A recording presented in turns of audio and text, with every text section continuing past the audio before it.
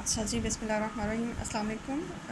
आज हमारा जो टॉपिक है वो नेबरहुड में से है। नेबरहुड लास्ट टाइम जो मैंने वीडियो अपलोड की थी उसमें नेबरहुड मैंने आपको बताया था कि नेबरहुड ऑफ अ पॉइंट और फिर नेबरहुड सिस्टम मैंने सिखाया था।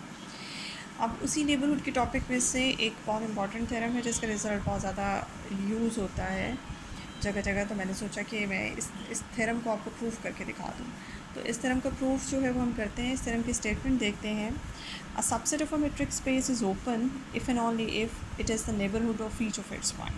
तो ये रिज़ल्ट बहुत इंपॉर्टेंट रिज़ल्ट है। थ्योरम इसका बहुत ईजी और बहुत इंटरेस्टिंग है, लेकिन इसका जो रिज़ल्ट है वो चूँकि बहुत ज़्यादा इस्तेमाल होता है, इसलिए मैंने सोचा कि मैं थ्योरम आपको खुद से करवा दूँ। अच्छा जी, स्टार्ट करते हैं। For example, let us consider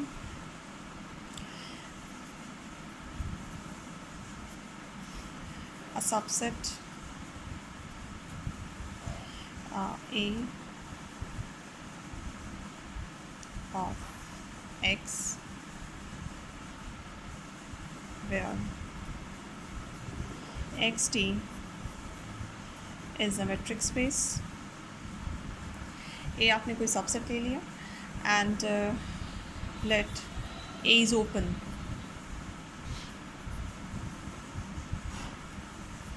set in X, and we have to show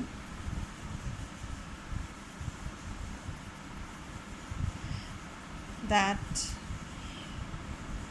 A is neighborhood of each of its point.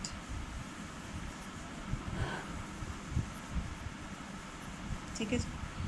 अच्छा, नेबरहुड की यहाँ पे डेफिनेशन जो है मैं आपको थोड़ा सा रिवाइज़ करना चाहती हूँ। नेबरहुड की डेफिनेशन क्या होती है, साइड पे थोड़ी सी पिक बना के। फॉर एग्ज़ाम्पल, ये हमारे पास एक मेट्रिक स्पेस है एक्स, और ये हमारे पास एक इसका एन सबसेट है मेट्रिक स्पेस के अंदर, और कोई पॉइंट एक्स आर्बिट्रेरी हम सेलेक्ट करते हैं। हम एन में से ही सिलेक्ट करते हैं। अब ये पॉइंट जो है ये नेबरहुड, ये एन सेट जो मैंने बनाया है बेसिकली ये नेबरहुड है इस पॉइंट आर्बिट्रेरी पॉइंट एक्स का।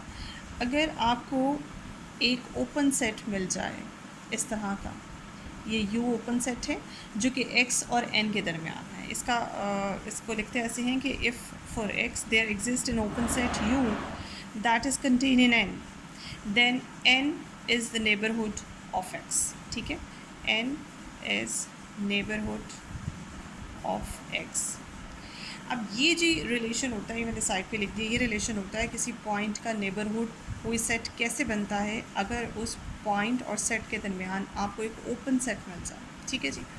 अब इस तरफ आते हैं। इस तरफ ये है कि हमारे पास ए जो है वो एक इट्सेल्फ एक ओपन सेट है। यहाँ पे जब हम डेफिनेशन नेबरहुड की पढ़ रहे थे तो वहाँ डेफिनेशन में मैंने कहीं आपसे ये जिक्र नहीं किया था कि एन इट्सेल्फ एक ओपन सेट है। थोड़ा सा मैंने एंड में शायद बताया हो कि अगर ये ओपन सेट होता है तो ये अपने पॉइंट्स का नेबरहुड होता है, लेकिन यहाँ पे कंडीशन ऐसी कुछ नहीं है नेबरहुड की डेफिनेशन में, बेसिक डेफिनेशन में, कि n should be open set. N open भी हो सकता है, एन क्लोज भी हो सकता है, एन जो है नीदर ओपन नॉर क्लोज, कुछ भी हो सकता है।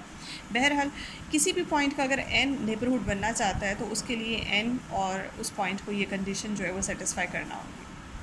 अब यहाँ पे आते हैं।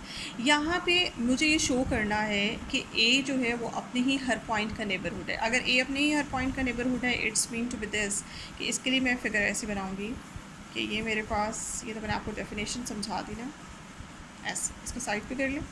ये आपके पास एक्स है और उसके अंदर से आपने ए उठाया। अब ए को शो करना है कि अपने ही ऑल पॉइंट्स का नेबरहुड है। इसके लिए मैं क्या करूँगी, मैं इसके सारे पॉइंट्स तो नहीं लूँगी, मैं इसका एक आर्बिट्रेरी पॉइंट सेलेक्ट कर लूँगी, फॉर एग्जांपल एक्स, और मैं यहाँ शो करूँगी कि ये ए सेट जो है अपने इस पॉइंट का नेबरहुड है। Let's x be any element of A, or then since A is open set in X, we can write it as X belongs to A and A is contained in A। ये जो equation है इसको आपको समझना है। देखिए मेरा target यहाँ पे ये था कि मैं ये दिखाऊं कि x जो मैंने आर्बिट्रेरी एलिमेंट a में से उठाया था, ए इस आर्बिट्रेरी एलिमेंट अपने ही इस एलिमेंट का नेबरहुड है। और नेबरहुड के लिए ये डेफिनेशन मैंने आपको इसलिए पहले ही रिवाइज़ करा दी। इसमें क्या होता है कि जिस सेट को नेबरहुड बनना होता है, उस सेट और उस एलिमेंट के दरमियान आपको एक ओपन सेट चाहिए होता है। यहाँ पे तो ओपन सेट, कोई भी ओपन सेट यू ये करेक्टर सेटिस्फाई करता है, लेकिन इस केस में मुझे इस यू की जगह ए खुद ये करेक्टर सेटिस्फाई करता हुआ मिला। और ये बहुत ईजी है दिखाना, क्योंकि ए खुद ओपन है, इसलिए इस ओपन सेट यू की जगह ए ने खुद ले ली। आपको ज़रूरत ही नहीं है कि आप अलग से कोई ओपन सेट यू इंट्रोड्यूस कराएं जिसमें, या उसको फाइंड आउट करें या उसको तलाश करें जिसमें एक्स कंटेन हो और वो यू जो है आपका ए में कंटेन हो। आपको यहाँ पे ज़रूरत ही नहीं है। आप ए को ही उस यू की रिप्लेसमेंट में बहुत आराम से लिख सकते हैं। और ये देखें, ये इक्वेशन बहुत आराम से सेटिस्फाई है, बिकॉज ए अपना ही एक ओपन सबसेट है। तो आपको अलग से कोई यू ओपन सबसेट तलाश करने की ज़रूरत नहीं है। आप इसी को दिखा सकते हैं कि एक्स इस ओपन सेट में कंटेन्ड है और ये open set is itself subset of A. तो यहाँ पे चूँकि ए सेट जो है, अगर ये ओपन है तो ये अपने हर एलिमेंट के लिए उस ओपन सेट की रिप्लेसमेंट भी कवर कर लेगा। तो इसलिए हम यहाँ पे कह सकते हैं this implies A is neighbourhood of x and hence A is neighborhood of each of its point। ठीक है जी, अपने हर पॉइंट का नेबरहुड बन गया, हेंस प्रूव्ड। अब इसका हमने कॉन्वर्स पार्ट करना है। कॉन्वर्सली में आपने क्या लेट करना है? आपने यही लेट करना है जो आपने पहले पार्ट में प्रूव किया, वो आपने यहाँ पे लेट करना है। और अपने इस हिस्से में जो लेट किया था, पिछले हिस्से में जो आपने लेट किया था, यहाँ पे आपने प्रूव करके दिखाना है। खैर मैं वो वाला पोर्शन लिख रही हूँ। We have to show here that A is open set in X. आपको ये शो करके दिखाना है ए जो है वो एक्स के अंदर एक ओपन सबसेट है, जबकि आपकी एजम्पशन यहाँ पे क्या है? And suppose A is neighbourhood of each of its point. ठीक है जी, ये अपने हर पॉइंट का नेबरहुड है। एंड हमें शो ये करके दिखाना है कि ए जो है वो ओपन सेट है। अच्छा जी, इसका कॉन्वर्स पार्ट इस तरह से है कि आपने यहाँ पे लेट किया हुआ है essence A is the neighbourhood of each of its point। This implies for all x belongs to A, there exists some open set u x such that x belongs to ux and ux is contained in A। अब ये कैसे आया? अब चूँकि आपकी assumption ही ऐसी है, आपकी एजम्पशन है कि ए जो है वो नेबरहुड है अपने हर पॉइंट का। अब चूँकि अपने हर पॉइंट का नेबरहुड है, तो आपने इसमें से कोई भी एक आर्बिट्रेरी पॉइंट लिया और यहाँ फॉर ऑल लिख लिया, क्योंकि ये काम जो मैं एक एलिमेंट पे करके दिखा रही हूँ ये इसके हर एलिमेंट के लिए ट्रू है।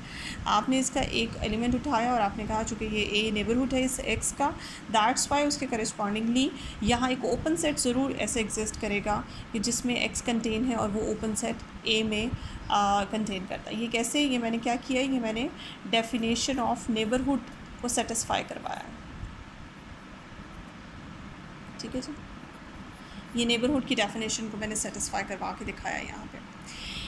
अच्छा जी, यहाँ पे u के सबस्क्रिप्ट में मैंने x इसलिए डाला because u is an open set and that is being selected with respect to the element x। ये ओपन सेट इस एलिमेंट की रिस्पेक्ट से मैंने सेलेक्ट किया है, दैट्स वाई मैंने उसके सबस्क्रिप्ट में x डाल दिया, ताकि पता चले कि हर एलिमेंट जब आप x a से सेलेक्ट करेंगी यहाँ से, उसके करस्पॉन्डिंगली जो भी आपके पास ओपन सेट आएगा उसके सबस्क्रिप्ट में आप वही एलिमेंट डाल दें, ताकि पता चले कि ये ओपन सेट आपने किस एलिमेंट के करस्पॉन्डिंगली सेलेक्ट किया है। ठीक है जी, ये इक्वेशन आपके पास आ गई है, इसको आप रखें, इसको 1 कह दें।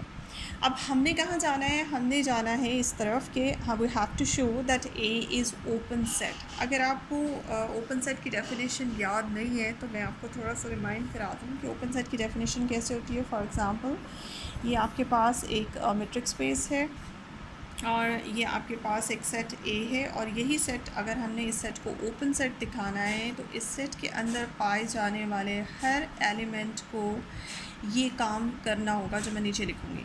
For example, for all the elements of the set A there exist some open sphere SRA such that A is contained in that open sphere and that open sphere is contained in A. ये जी आपके पास मैंने side पे आपको revise करा दी है. ये open set की definition होती है. फॉर एग्जांपल, इस केस में हमने यहाँ सेट ए लिया हुआ है. इस सेट ए को अगर मुझे ओपन दिखाना है तो इसमें से रैंडमली कोई एक एलिमेंट उठाऊंगी और वो एलिमेंट बाकी सारे एलिमेंट्स की रिप्रेजेंटेशन करेगा. वो एलिमेंट ये काम करेगा, यानी कि जो definition of the open set है वो उसको सेटिस्फाई करेगा. वो डेफिनेशन क्या है कि अगर आप उस एलिमेंट को एक एलिमेंट सेलेक्ट करते हैं और उसके अराउंड एक ओपन सेट बनाते, ओपन स्फीयर बनाते हैं, और वो ओपन स्फीयर ए के अंदर ही आ जाता है. जस्ट लाइक दिस, ए इस ओपन स्फीयर में कंटेन है और वो ओपन स्फीयर ऐसा है जिसका सेंटर ए पे है, और वो ओपन स्फीयर ए के अंदर कंटेन हो जाता है. तो फिर इसका मतलब ये है कि ये काम एक आर्बिट्रेरी एलिमेंट नहीं किया. अगर हर एलिमेंट ए का ही, इसीलिए मैंने यहाँ पे फॉर ऑल लिखा है ना. फॉर ऑल लिखा है कि सारे एलिमेंट अगर ये काम कर देते हैं तो फिर ए सेट जो है वो ओपन सेट हो जाता है. ठीक है. अभी हम इसी तरह से नेबरहुड की डेफिनेशन से ही इसको ओपन सेट की तरफ लेके जाएंगे. आपने यहाँ पे क्या करना है, देखिए आपकी ये जो डेफिनेशन है नेबरहुड की, ये हर पॉइंट एक्स के ऊपर सेटिस्फाई होती है, क्योंकि आपने कहा है कि A is the neighbourhood of each of its point. यहाँ तो आपने एक एलिमेंट को करके दिखाया. अब आप क्या करेंगे, आप यहाँ पे अगर इस तरह से यूनियन ले लें, इस इक्वेशन में यूनियन ले लें, इसको सेट बना लें और union of all the elements of A, तो फिर आपको यूनियन अप्लाई करना पड़ेगा हर तरफ.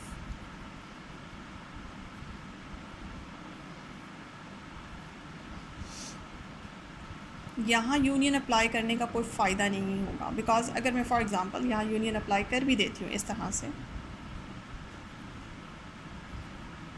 तो ये ए की ही एलिमेंट्स का यूनियन है, और ए के जितने भी एलिमेंट्स हैं उन सबको यूनियन करने के बाद आंसर में हमारे पास ए ही आएगा. इसलिए यहाँ पे यूनियन अप्लाई करने का कोई फ़ायदा नहीं है, आपको आंसर में ए ही मिलेगा. आपने किया क्या, आपने बेसिकली ये अभी जैसे मैंने आपको बताया कि ये मैंने एक एलिमेंट के ऊपर काम करके दिखाया है नेबरहुड वाला. ए सिर्फ अपने किसी एक एक्स एलिमेंट का नेबरहुड नहीं है, बल्कि अपने सारे एलिमेंट्स का नेबरहुड है. आप वन बाय वन इसमें से एक्स सेलेक्ट करती जाएंगी, उसके करस्पॉन्डिंगली वन बाय वन आपके पास हर एक्स के करस्पॉन्डिंगली एक ओपन सेट आएगा, और वो ओपन सेट वही काम करेगा जो इस वक्त यहाँ पे काम हो रहा है, यानी कि एक्स वो पॉइंट उस ओपन सेट में कंटेन है, वो ओपन सेट उस सेट ए में कंटेन है.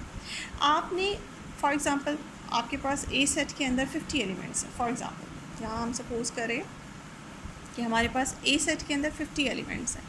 आप 50 के 50 एलिमेंट्स के ऊपर इस तरह की इक्वेशंस बनाएं और फिर बाद में उन 50 इक्वेशंस को यूनियन कर लें. तो यही काम मैंने यहाँ पे किया हुआ है. ये आपको जो यूनियन नज़र आ रहा है, बेसिकली इस तरह की सारे एलिमेंट्स जिनके ऊपर आप ये इक्वेशन बना रही हैं, उन सारी इक्वेशंस को मैंने समझे कि सम अप कर लिया. उन सब इक्वेशन को सम अप कर लिए, क्योंकि ये सारा काम हो रहा है with respect to the selection of the element x. आप एक्स एलिमेंट एक एलिमेंट सेलेक्ट करती हैं और उसकी रिस्पेक्ट से ये सारा काम करती हैं. तो आपने क्या करना है, आप यहाँ पे यूनियन लगा दी, यानी कि वो सारे एलिमेंट्स जो वन बाय वन आप एक्स सेलेक्ट करती हैं एक्स की शक्ल में, उन सबको यूनियन कर लें. तो आपको पता है कि सारे एलिमेंट्स एक्स के सारे एलिमेंट्स के ऊपर ये एप्लीकेबल ये इक्वेशन है. तो जब आप सारे एलिमेंट्स को यूनियन करेंगे तो आपके पास आंसर में इस तरह की चीज़ आएगी. और फाइनली ये क्या है, इसको जब आप यूनियन करें तो आंसर में आपके पास ए ही आएगा. क्यों? क्योंकि यहाँ पे एक्स के सारे एलिमेंट्स यूनियन हो रहे हैं. तो एक्स के सारे ए के सारे एलिमेंट्स यूनियन हो रहे हैं. ए के सारे एलिमेंट्स यूनियन होने के बाद आपके पास ए ही आंसर में आएगा. A is a subset of union of ux for x belongs to a and this is contained in a. क्योंकि इसका आंसर भी आपके पास, क्योंकि x के सारे एलिमेंट्स के करस्पॉन्डिंगली जो आपने a's लिए हैं, यहाँ पे a जो है वो सब यूनियन होके आपके पास फाइनल a ही आएगा. अब इस इक्वेशन में क्या है, just this is just like a is a subset of second set and second set is a subset of a. तो this implies a is equals to the union of ux. ना what is this, right hand side क्या है, इसके ऊपर ज़रा सा गौर कर लें। राइट हैंड साइड जो है वो आपके पास, ये आपके पास यू एक्स क्या था, यू एक्स आपने एक ओपन सेट सेलेक्ट किया था, और ओपन सेट किस तरह से सिलेक्ट किया था, एक्स के करस्पॉन्डिंगली, हर एलिमेंट के करस्पॉन्डिंगली एक एलिमेंट आपने उठाया ए में से और उसके करस्पॉन्डिंगली आपने एक ओपन सेट सेलेक्ट किया। So this is the collection of all the open sets with respect to the elements of the set A. यूँ समझें कि ये आपके पास, अब ए जो है आपके पास चाहे फिनाइट है चाहे आपके पास इन्फिनिट है। अब मुझे तो नहीं पता कि ए के अंदर फनाइट, इस वक्त उसने डिस्कस तो नहीं किया हुआ क्वेश्चन की स्टेटमेंट में कि ए सेट जो है वो फनाइट है या इन्फिनिट है। खैर आपके पास ए सेट फनाइट हो या इन्फिनिट हो, आपके पास जो यहाँ पे यूनियन आ रहा है वो यूनियन जो है वो आर्बिट्रेरी यूनियन है। सो यूनियन ऑफ ओपन सेट, पीछे एक थ्योरम है आपके ओपन सेट के चैप्टर में, अगर आप उसको जाके एक दफ़ा दोबारा देख लें, शायद मैंने अभी तक उसके ऊपर वीडियो नहीं बना के भेजी है, लेकिन ये है कि ये एक रिज़ल्ट है कि यूनियन, इसका मैं स्टेटमेंट लिख देती हूँ, since union of any number of open sets is open. So आपके पास, मैं बताने का मकसद ये है कि राइट हैंड साइड पे जो ये चीज़ पड़ी हुई है, ये ओपन सेट्स का यूनियन है। और कितने ओपन सेट्स हैं, आर्बिट्रेरी यूनियन है। सो आपके पास ओपन सेट्स का यूनियन भी एक ओपन सेट ही होता है। तो फाइनली आपके पास ए इज़ इक्वल टू, इसको रीनेम कर लें, फॉर एग्जांपल इसको सी कह लें। सो इनके यूनियन से जो आपके पास आंसर आया है वो सी सेट आया। तो सी सेट आपके पास क्या है, एक ओपन सेट है, और ए जो है वो इस सी सेट के बराबर है। It's mean to be this कि C is open, that's why A is open, और यही हमारा टारगेट था। This implies A is open set in X, hence proved. अब आपका कॉन्वर्स पार्ट भी प्रूव हो गया, आपने दोनों पार्ट अपने प्रूव कर लिए हैं।